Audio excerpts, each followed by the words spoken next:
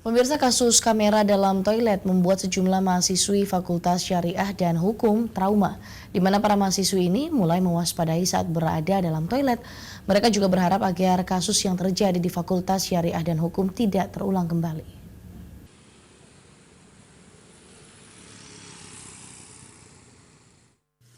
Baru-baru ini kampus Universitas Islam Negeri Alauddin Makassar dihebohkan dengan penemuan kamera dalam toilet mahasiswa dalam keadaan merekam.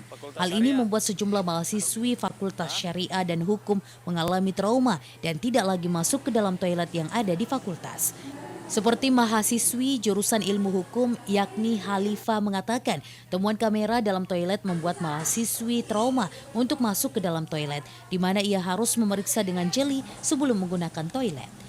Otomatis kita merasa parno bahwasanya setiap masuk WC harus melihat dulu apakah WC tersebut sudah aman atau tidak. Makanya tiap teman-teman memiliki trauma, khususnya yang perempuan memiliki trauma setiap mau masuk WC atau sudah tidak lagi ingin masuk WC di dalam kampus, dalam Fakultas Syariah.